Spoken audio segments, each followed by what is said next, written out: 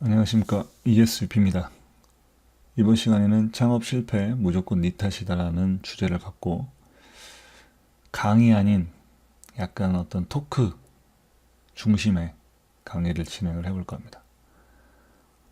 어떻게 보면 뭐 토론이라고 할 수도 있고 뭐 리뷰, 뭐 약간 그런 거, 뭐그 정도 가볍게 들으시면은 좋을 수도 있고요. 무겁게 듣는다 하시면은 조금 도움이 더 많이 되지 않을까라는 생각을 갖고 진행을 하도록 하겠습니다. 본 강좌를 진행하게 된 배경은 제가 그 정부 기관이나 뭐 이런 데 이제 강의를 몇 번을 했습니다. 많이는 아니지만 몇 번을 했어요. 문의 오는 것들만 해서 이제 제가 몇 가지를 진행을 했었는데, 굉장히 실망스러웠고, 뭐, 예를 들어 강의를 하고 나서 잠깐 뭐 어떤 힐링이 돼야 되는데, 이거는 도저히 내가 하면은 안 되겠구나. 그런 생각을 좀 많이 했습니다. 솔직히 말씀드리면은 강의료가 얼마 되지는 않습니다. 강의료가 얼마 되지 않기 때문에 어떻게 보면 뭐 재능 기부 또는 제가 이제 너무 프레젠테이션 할 수 있는 어떤 그런 기회들이 별로 없다 보니까 제가 이제 현업에 있을 때는 굉장히 많이 했는데 이 프리랜서 전환하고 나서는 대부분 이제 일을 받아서 일을 진행하는 뭐 제가 작업을 해서 만들어주는 어떤 결과물을 만드는 데 치중을 하다 보니까 이런 어떤 프레젠테이션에 대한 어떤 감이 좀 떨어지지 않을까 해서 그 감을 조금 지속하기 위해서 이제 강의를 좀 했었는데, 일단 문제는 뭐냐면은 일단 불특정 다수의 사람들이 오기 때문에 어떤 레벨에 어떤 눈높이에 맞춰서 강의를 진행을 해야 되는지 그 난이도적인 문제가 좀 있었고, 두 번째는 대부분 이제 그 정책 자금을 받기 위해서 뭐 이런 강의를 들어야 되는 의무적으로, 그래서 듣고 싶지 않은데 그냥 의무적으로 들어야 되기 때문에 오시는 분들, 뭐 이런 분들이 뭐 80% 이상입니다. 그러다 보니까 어떤 강의를 들어서 뭔가 배우려고 하는 그런 목적보다는 뭐 시간 때우기 뭐 이 정도로 생각하고 오시는 분들이 많아서 굉장히 실망을 많이 했죠. 이거는 좀 아닌 것 같다 해서 안 하려고 했는데, 뭐 최근에 약간 좀 참신한 어떤 컨텐츠를 갖고 이제 이야기를 하시는 분이 있어서 승낙을 했죠. 제가 이런 얘기를 다 했어요. 이래서 제가 강의 의뢰를 받지 않습니다. 했는데도 불구하고 저희는 그렇지 않다 해서 막상 진행을 했는데, 지금까지 제가 겪었던 그 레벨에서 거의 최고치, 난 이 정도일 줄 몰랐다 할 정도의 어마어마한 일들이 발생을 했습니다. 그래서 제가 이제 지금까지 진행을 하면서 또는 이제 그 어떤 컨설팅 의뢰를 받으면서 어떤 제가 갖고 있는 데이터를 갖고 이야기를 한번 풀어볼까 합니다. 일단 들어가기 앞서서 이제 이런 좋은 컨텐츠를 뭐 제 입으로 이제 제가 좋다고 말씀드리기에는 다소 뭐 그렇죠. 하지만 이제 이런 좋은 컨텐츠를 계속 듣고 싶다 하시는 분들은 구독 버튼을 클릭해 주시면 될 것 같고요. 제가 이제 메인으로 운영하는 블로그가 이제 ESUP입니다. 여기에 이제 보시면은 이 이후 추가를 클릭하시면 지속적으로 포스팅을 하기 때문에 계속 받아볼 수 있다라는 사실을 말씀을 드리면서 넘어가도록 하겠습니다. 대부분 그 닥치면 하죠. 그 사업 계획 자체를 뭐 아래로 보죠. 대부분 그냥 뭐 사업 계획서 사자도 모르는 사람들이 창업을 하려다 보니까는 자금이 필요하죠. 자금이 필요하다 보니까는 사업 계획서를 써오라고 이제 그런 어떤 갑들이 일반적으로 이제 용어를 좀 표현을 하자면 갑들이 사업 계획서 써오라고 하죠. 그래서 마지못해 사업 계획서를 씁니다. 그게 일반적으로 지금 우리 대한민국에 형성되어 있는 어떤 동향 또는 인프라입니다. 창업을 하고 싶은데 자금이 없어. 자금을 받으려고 하다 보니까 사업계획서가 필요해. 그래서 마지못해 사업계획서 쓰는 경우가 거의 한 99.9%? 겁니다. 뭐 정확한 뭐 통계 데이터는 진짜 실질적으로 몇 명을 대상으로 해서 표본 조사를 해갖고 그걸 뭐 데이터를 산출을 해봐야겠지만, 제가 뭐 문의를 받거나 제가 실질적으로 현장에서 이런 많은 창업자들을 만나는 그런 과정 속에서 도출된 데이터를 갖고 이야기를 해도 90%는 훨씬 넘어요. 나는 100%라고 장담할 수 있습니다. 사업 계획에 의해서 어떤 아이템을 발굴을 하거나 어떤 방법론, 어떤 전문적인 지식을 갖고 아이템을 개발하지 않기 때문에 대부분 아이템들이 다소 이제 문제가 많은 경우도 있고, 갑자기 이런 의뢰를 받아서 사업 계획서를 쓰려고 하다 보니까 뭐 사업 계획서가 뭐 써집니까? 이 전문가 영역인데, 이 사업 계획서라는 거는 솔직히 말씀 따지고 들면은 굉장히 난이도가 높습니다. 또한 그거를 분석하기 위해서는 하나하나의 어떤 전문적인 요소들이 들어가는데, 일반적으로 어떤 융복합적인 지식을 갖고 있지 않는 한 이 사업계획서 쓴다는 거는 솔직히 말씀드리면 다소 어려울 수가 있다. 왜? 뭐 제가 한 가지만 좀 말씀을 드리도록 하겠습니다. 예를 들어서 장난감을 개발을 한다.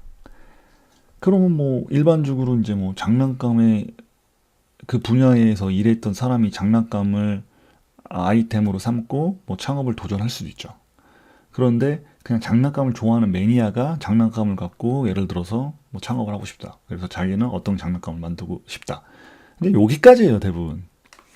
그 아이템을 개발하기 위해서는 뭐 금형을 어떻게 해야 되고, 그거를 또 대량으로 똑같은 제품들을 생산하려면 어떻게 해야 되고, 뭐 이런 것들에 대한 생산 계획, 그리고 이걸 어떻게 마케팅을 할 건지, 가격 정책을 어떻게 할 건지, 그거와 유사한 제품들은 뭐 국내에 또는 해외에 있는지, 그것들과의 차별화는 무엇이며, 뭐 이런 것들, 소재는 뭐 이상이 없는지, 아이들에게 인체적으로 문제는 없는지, 뭐 이런 것들을 전반적으로 분석을 해야 되는데, 여기만 보더라도 일단은 뭐 생산적인 부분들, 생산 이쪽에 뭐 산업공학 쪽이죠. 그리고 이제 마케팅을 하려면 이쪽은 마케팅 분야야.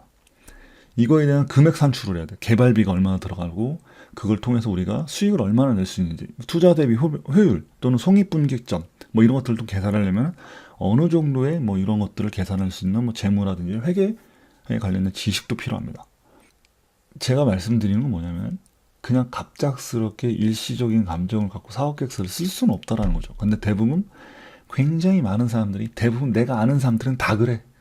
다 그냥 사업 계획서 자체를 그냥 우습게 생각하는 거야.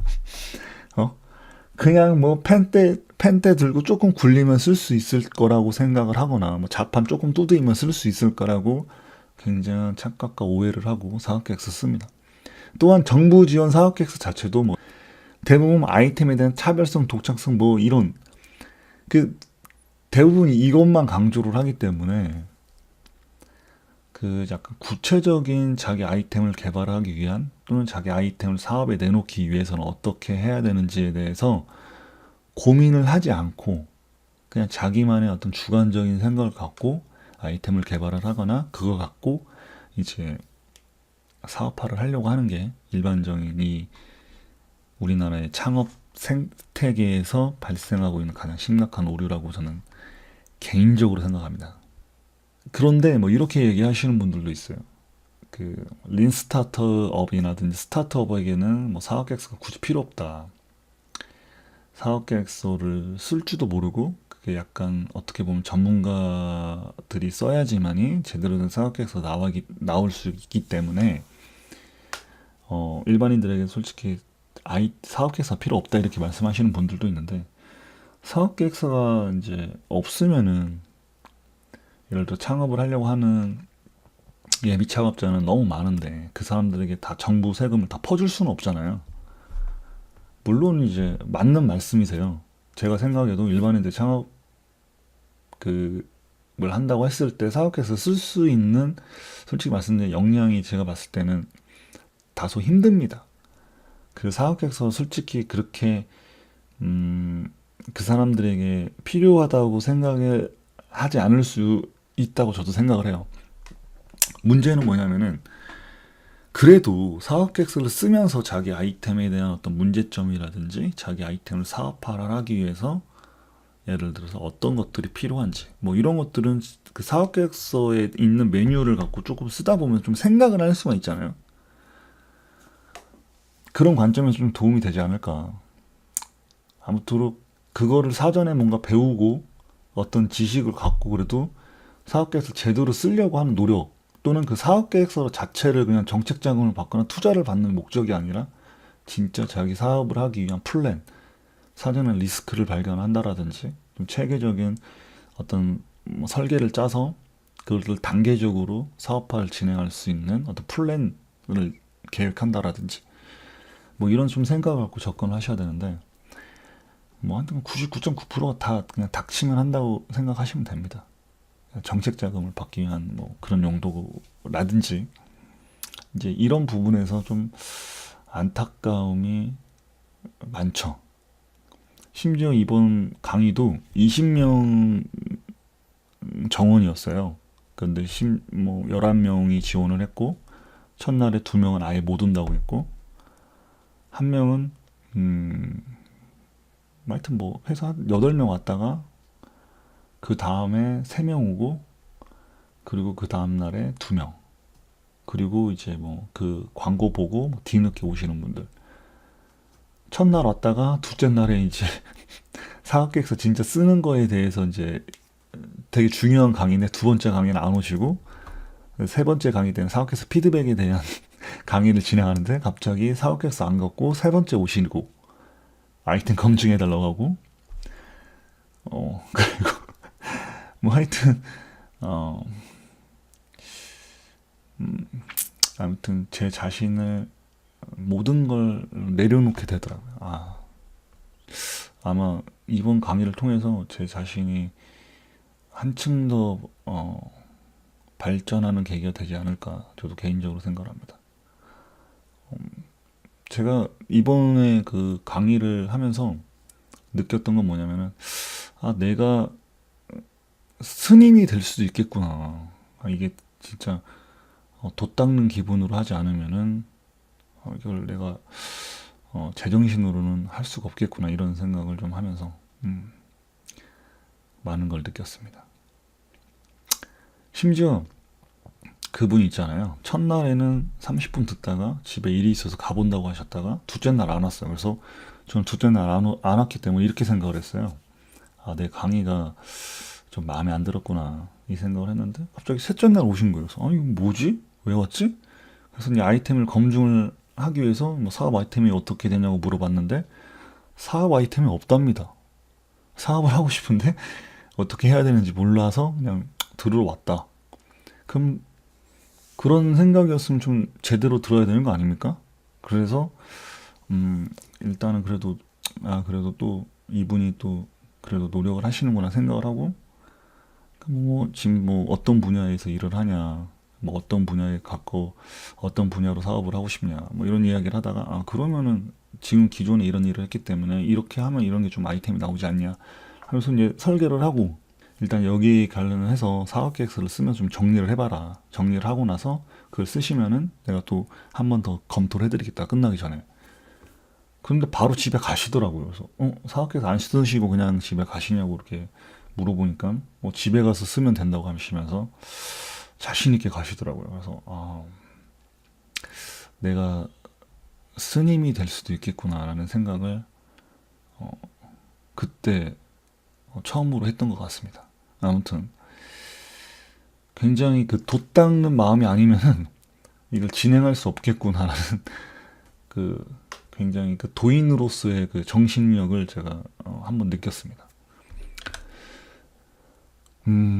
허무맹랑하다. 앞서 말씀드렸다시피 대부분 창업자들이 아이템을 개발하게 된 배경이 허무맹랑한 경우들이 많습니다.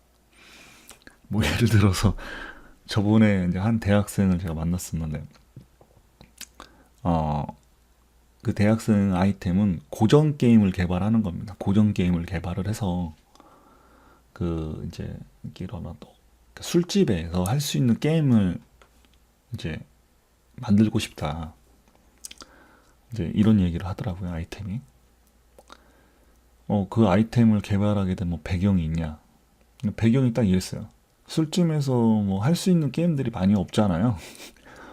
그냥 단순하게 술집에서 게임할 수 없는 아이템들이 별로 없잖아요. 도대체 그런 근거와 그런 데이터는 어디서 뽑아가지고 그런 결론을 도출했는지 모르겠지만 아무튼 그리고 뭐 최근에도 아이템이 어떻게 되냐고 물어봤을 때 회사에서 과자를 많이 먹잖아요. 도대체 어떤 회사에서 그렇게 과자를 많이 먹는지, 왜 과자를 먹는지, 데이터는 그 과자를 많이 먹는다는 그 결과를 어떤 데이터를 갖고 뽑았는지, 뭐 그래도 양반이죠. 뭐 아이템이 아예 없다고 하시고 창업하겠다고 하시는 분들도 있는데 아무튼 뭐 그나마 다행이라고 생각하고 뭐 살고 있습니다. 자, 아무튼 뭐 이렇게 준비되지 않은 그 허무맹랑한 경우들이 대부분이에요. 근데 물론 이제 진짜 창업을 하고 싶은 분들도 있고 뭐 사업을 하고 있는데 자금이 필요해서 자금을 조달받기 위해서 이제 뭐 정부 창업에 도전을 한다라든지 그런 경우가 있고 아무튼 생태계가 지금 현재 이렇습니다. 뭐 보면 볼수록 뭐 그냥 도인이 된다고 생각하시면 돼요. 예. 도인이 된다고 생각하시면은 큰 가르침을 아마 받으실 겁니다. 예. 저는 이미 그 해탈의 경지에 올랐기 때문에 조만간 뭐 하늘을 날 수 있을 것 같기도 합니다. 아무튼 그렇습니다. 그 사업계획서의 기본은 뭐 아까 말씀하신 것처럼 뭐 생산 공정도 알아야 되고 뭐도 알아야 되고 뭐 굉장히 좀 복잡하게 좀 약간 어렵게 설명을 드렸는데 좀 쉽게 설명을 드리자면은 예를 들어서 내가 무슨 어묵을 가지고 프랜차이즈를 개발하고 싶다고 예를 들어서 가정을 좀 합시다. 그러면은 일단 우리나라에서 어묵이라는 게 얼마나 팔리며 얼마나 인지도가 있으며 시장에 얼마 정도 유통이 되는지에 대해서 먼저 알아야 되잖아요. 물론 이 접근 방법을 모를 수도 있어요. 그렇다면 일단 어묵이라는 아이템 자체가 우리나라에서 얼마나 많이 팔리는지 우리나라의 총 1년 생산량과 판매량, 매출액은 얼마인지를 좀 봐야 되는 거 아닙니까? 물론 이 접근 방법 못할 수도 있어. 자, 그러면 일단은 뭐 구글에서 조금만 검색해봐도 다 나옵니다. 마우스 클릭 몇 번만 해도 까딱까딱만 해도 내가 얻고자 하는 정보를 요즘 인터넷이 워낙 발전되어 있기 때문에 어느 정도 찾을 수가 있습니다. 뭐 예를 들어서 우리나라의 총 어묵 판매량 1년에 뭐 한 1조 정도 된다. 시장이 굉장히 크잖아요. 그 정도면 1조라는 돈 자체가 굉장히 크잖아요. 우리나라 뭐 예를 들어 1년 예상이 400조 정도 되는데 어묵 판매량의 그 매출액이 뭐 예를 들어 1조 시장이 형성돼 있다면은 뭐 400분의 1 정도 되지만 우리나라 총 예산 대비했을 때는 좀 크다고 생각할 수 있는 거죠. 거기에 예를 들어서 1%만 내가 점유를 한다고 하더라도 어마어마한 돈이죠. 1조기 때문에 1%만 하더라도 어마어마한 돈이 이제 형성이 되는 겁니다. 뭐 그런 거 자체도 일단 뭐 조사를 안 한 뿐만 아니라 그냥 뭐 예를 들어 이런 얘기죠. 어묵이라는 아이템을 가지고 왜 이제 뭐 사업을 하려고 하느냐 물어보면은 내가 어떤 어묵을 먹어봤는데 이게 맛이 굉장히 괜찮더라. 그래서 이거 가지고 내가 어묵 프랜차이즈를 개발을 하면은 좀 될 것 같아서 어묵을 가지고 한 프랜차이즈를 개발하기 위해서 한번 사업을 한번 해보려고 한다. 뭐 이런 식이에요, 대부분. 그 맛이라는 거는 사람마다 그 선호도가 다 다르기 때문에 그 맛을 어떻게 평가한다는 것 자체는 솔직히 말씀드리면은 굉장히 리스크가 큰 거죠. 어떤 사람은 매운맛을 좋아할 수도 있고 어떤 사람은 뭐 짜고 자극적인 맛을 좋아할 수도 있고 어떤 사람은 뭐 사골국처럼 약간 국물이 좀 시원하면서 우러난 맛을 좋아할 수도 있고 그게 다르기 때문에 어떤 맛을 갖고 그렇게 평가를 한다는 것 자체는 쉽지도 않고, 그건 자기 개인적인, 정말 지극히 개인적인 생각을 갖고 이야기를 하는 거잖아요. 아무튼 뭐 그렇게 그 정도로 뭐 어떤 조사 자체를 안 합니다. 대부분 마우스 조금만 클릭을 해도, 클릭만 해도 돼요. 뭐 타자 칠 필요도 없어. 클릭 몇 번 하면은 자기가 조금 얻고자 하는 어떤 전문적인 데이터 또는 정보를 얻지는 못하지만 진짜 어느 정도 사업 계획서 만들어낼 수 있을 정도, 또는 자기가 알지 못했던 어떤 새로운 신규 데이터를 얻을 수 있을 정도의 수준의 데이터를 서치를 할 수 있는데 90% 이상이 하지도 않습니다. 그런 점이 좀 안타깝다고 말씀을 드리면서, 이제 앞서 말씀드렸다시피 나 이 사람들이 도대체 왜 창업을 하려고 하는지 도저히 모르겠어요. 대부분 보면은 그냥 정부에서 돈 지원을 해준다고 하니까 그냥 한번 던져본다는 느낌? 약간 그 정도의 느낌 가지고 대부분 이제 창업을 도전하시는 분들이 상당히 됩니다. 예를 들어 정부에서 뭐 예를 들어서 아이템 사업 개발비 또는 시제품 개발비를 해서 1억이라는 돈을 지워주잖아요. 그럼 그 다음에 운영비가 한 1년 운영비가 그래서 총 5천에서 때로는 1억 이상이 들어갈 수 있습니다.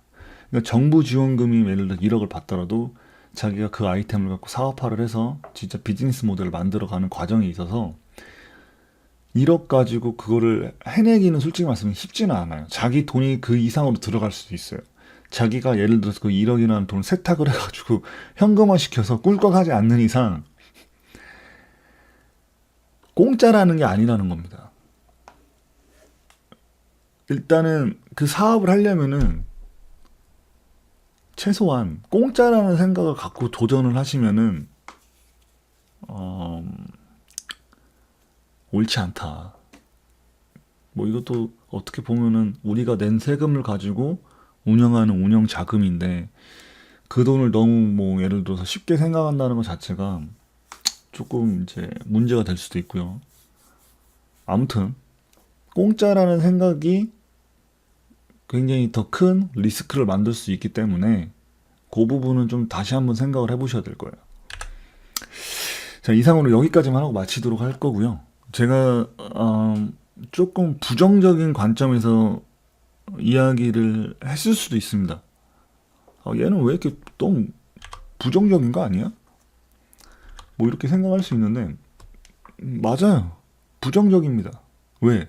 근데 그런 것들만 봐왔기 때문에. 그러니까 제발 제가 좀 긍정적인 마인드 또는 긍정적인 생각을 가질 수 있게끔 좀 이런 사회가 좀 바뀌었으면 좋겠습니다. 이 분야가, 이 창업 분야가, 이 생태계가 좀 제가 긍정적인 생각을 할 수 있게끔 좀 바뀌었으면 좋겠어요. 내가 이런 부정적인 이야기를 통해서 조금이라도 바뀔 수 있다면은 제가 좀 쓴소리를 듣더라도 뭐 그렇게 좋아하진 않지만 좀 이런 이야기는 좀 해야 되지 않을까라는 생각을 하면서 마치도록 하겠습니다. 마지막으로 유튜브 구독하고 그 블로그 이웃, 뭐 블로그가 저희가 지금 이제 DMF라는 블로그하고 이제 같이 진행을 하고 있기 때문에 DMF에 만약 이 포스팅이 올라간다면 DMF에서도 이제 뭐 이웃 추가를 해주시고요.